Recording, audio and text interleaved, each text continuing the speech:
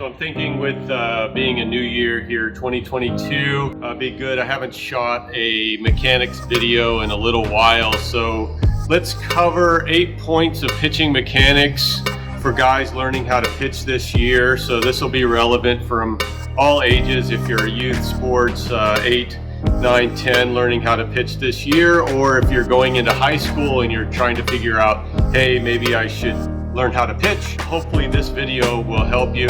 Hey, if you don't know who I am, I'm Coach Jason. This is Arm Pitching Development, and let's get into the video. So let's talk about presentation with the rubber. So first thing I do usually is toe the backside and try to keep my back foot fairly flush with the rubber, as you can see here.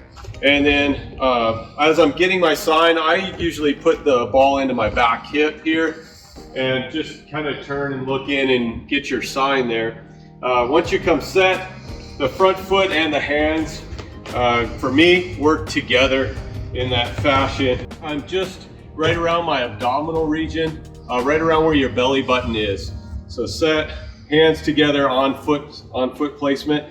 Another thing you'll notice here is I'm slightly offset in my front foot, about a half a foot distance.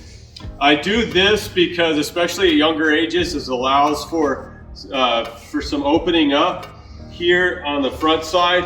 The only thing you want to escape is if you're closing in too much. You want to keep your direction of your back hip, or your front hip, sorry, your front hip going forward as you're leading towards home plate. Okay, so number one, first point is, how do I address the mound? How do I address the rubber? How do I come set? This is my approach for you. From here, we're going to work into our load point. Our load point, or our leg kick, or leg draw up as we go into generating momentum, building up off of our stretch position here. Okay, so a couple of things on the load point. When you load up, try to be as strong as you can here in your balance point. Okay. Going to balance, think of your balance not just statically, but dynamic balance as well. Dynamic balance in movement, in space at the same time, versus where static is more of just a still position. On the load point, try to keep your foot away from your knee, because if we do this, we have a chance to open up a little bit early and steer off the course of the direction we're trying to throw. So by building up the hip, staying out away just a little bit, and then leading the back hip pocket through, you're going to have better success in your direction of where you want the pitch to go. Especially if you're a younger guy, don't get too hung up on how advanced can I get through my pitch. Just stay simple, up and down, okay? That's all you need to know for right now. Off your set, load point. Once we come up to load point, now we're going to go to a low balance break point. This will be another one, here to here. One thing of note, you'll see that my hands follow my front hip, my front leg, as I'm going through. Okay, so load to low balance break. Once my foot kind of gets to its lowest point, here is where my hand brake would be. My hand brakes just slightly under my chest line, or around my abdominal region. And I try to keep my hands about a fist width off of my chest as I go to brake. You'll also notice on my brake, I brake with my thumbs in a downward manner here and work up through the elbows in my stride and separation, which we'll get to next. What you want to try to avoid is opening up here and going palms up. That would be a problem here, overloading your elbow and your anterior shoulder when you throw the baseball. So as we're going down to our low balance break point, we're breaking down, elbows down, or thumbs down, working up stronger from our elbows as we go into stride separation, which leads us to that point. So once we go to low balance break, now we're going to stride and separate the shoulders and the hips. Okay, for younger ones, what I'm looking for is good direction in order to have better accuracy. Okay, when you start complexing these movements where we're doing different planes and different twist motions, if you're not strong enough to handle this yet, you're just going to create unnecessary chaos in your pitching mechanics. So try to stay simple and think that everything works down your gun sight here, which would be your front elbow. And then your hip would just take a nice even step with where the catcher's going. When you separate your hands or your shoulders here, try to think up through the elbows a little bit bigger, okay? So we can get, when we hit our landing point, we're gonna be into a better position to arm spiral, okay? I'm not too overly concerned. If you're an older guy and you're worried about scapular load, you'll come up and just pinch your shoulder blades back just a little bit as you're separating your lower half and your upper half.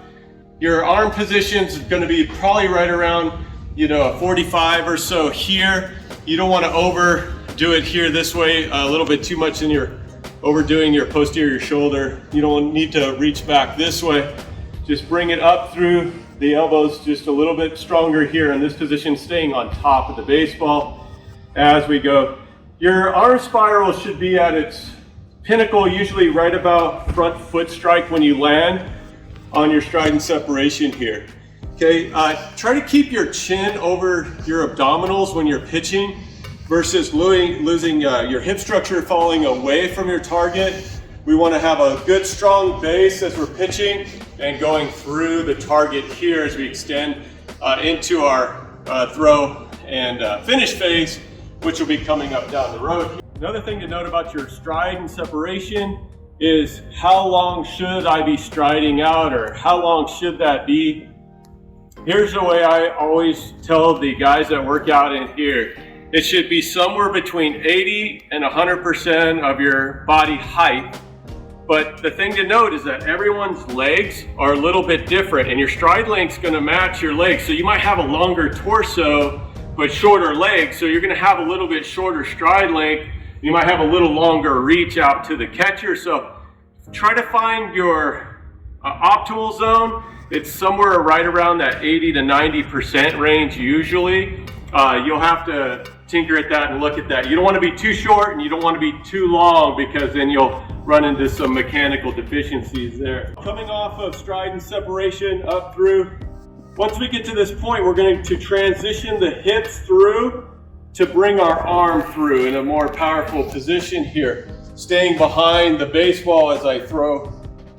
You also, at this point of rotation, you're going to be an external layback here with the baseball. This front side's about a 120 or so, and I'm staying pretty strong in my back hip in a straight line as I go through my target.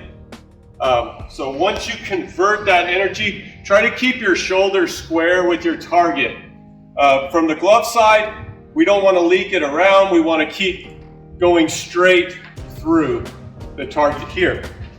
As we go through our release point here of the baseball, so transition, throw, and then we're going to go into our finish phase here, working deceleration through the center of the baseball, and try to cushion the blow through the backside of your shoulder as best as possible. Once you come off a transition, throw the ball, finish. I'm finishing in a straight line here, trying to keep my left shoulder up as best as possible. There might be a little bit of leak to it, that's okay. It doesn't have to be perfect, it just has to be perfect for you. Off the throw, the follow through point here. Try to think that we're coming out, we're taking the catcher's hat off his head, and then throwing the ball through, and then bringing the backside through to help in deceleration. One last point on that, on the follow through, before we go into wrap. It's like, some guys like to stay behind it this way and field their position. I've seen some guys that like to really work it down and through and bring the leg through. For me, that doesn't matter too much as long as you're staying square with your target on release point and you're staying as strong as you can through your release point there as you finish your pitch. So in conclusion, that's probably way more than 8 points of pitching, but trying to keep it as simple as possible. You're learning how to pitch this year. Hopefully these mechanics will help you. Don't be afraid to drop me a comment below if you have questions or something that I can help you with this year. I'm more than happy to engage with you guys, as you may know if you follow the channel along.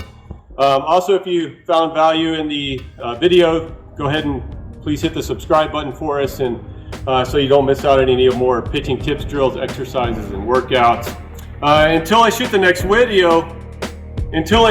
video, I'll see you guys next time.